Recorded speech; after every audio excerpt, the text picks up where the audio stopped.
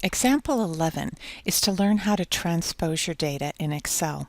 Sometimes search results you export or download come into your Excel worksheet not in a row of information, but in several rows of information, all located in one column. When you transpose the data, you are simply copying that data and repositioning it into the various columns. The search results that I have often had to reposition once they're in my Excel worksheet tend to come from American ancestors and sometimes from Ancestry. One thing to always check when you're going to copy and paste data, whether that's 50 entries or thousands of entries, is to try the copy and paste method with a few entries and see what works best.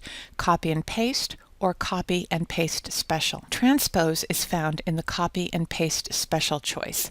And this is where you're going to find copy and paste value, copy and paste transpose, as well as some other choices that we've used with formulas and functions. I added copy and paste transpose to my quick access toolbar when I was working with a number of search results that came back in that column format. And real quickly, before we take a look at example 11a and 11b in the Excel workbook, I'm going to show you how you could go ahead and add that to your quick access toolbar. So we're over here at the quick access toolbar where the inverted triangle is, and we simply click on that and ask for more commands.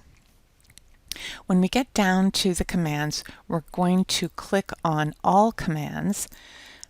And I tend to find all commands or commands not on the ribbon is my best choice. And the first thing we're going to do is we're going to go down to copy, and you simply scroll through them till you get to what you want and select copy. And so we're going to select copy, we're going to add it, and then we're going to go down to paste and transpose. So we have a number of choices here. Go ahead and take a look. You can paste it as a hyperlink, you can paste as a linked picture, but we're choosing paste and transpose. So I select that one, highlight it, and add it. Now the final thing that I'm going to do here, just because I always like to separate things, groups of functions that I'm working with, is I'm going to add a separator, and that's at the top of your choices. And I add that, and then in this instance I'm going to go ahead and separate advanced document properties from copy and paste transpose. After I do that, I say OK, and there it is right in this section that I want. So that would be an easy way and one of the several ways of getting copy and transpose in your Excel workbook. So let's take a quick look. This is the information that I got when I copied some information from a website. And it all came in a column format. So the name, the birth date, the death date, and the last address for benefits all came in this format. And as is often the case when the information comes in a column format, this is not how you want to work with it. So what you do is you scroll through those 4 pieces of information and you highlight it.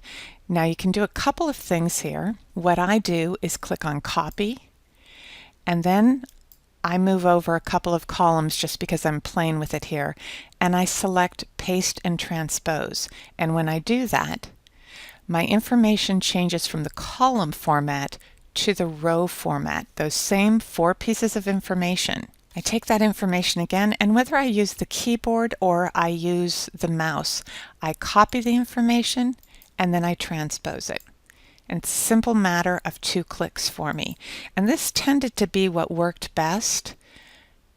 And the other thing that I'll point out as we work through this example is I might want to, in this instance, show this information below the ribbon so that I'm closer as between my functions on the quick access toolbar and my information here. So that's just something that you can decide yourself.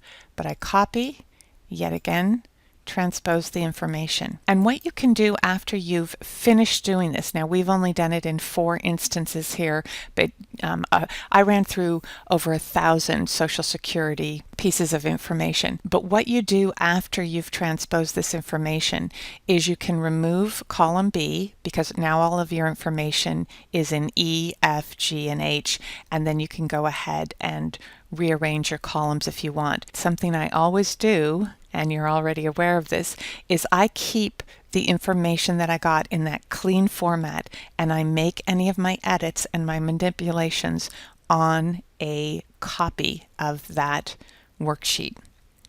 So this is basically just to show you these steps of copy and transpose. And now I'm going to go through, now that I've shown you what I did, and I'm going to delete that information so you can try doing it yourself. Now for these purposes, I also wanted to show you what it looked like here, and I wanted to give you that cheat sheet so that you could go ahead and get the instructions about how you wanted to work with anything that you needed to transpose. So that's Transpose Example 11.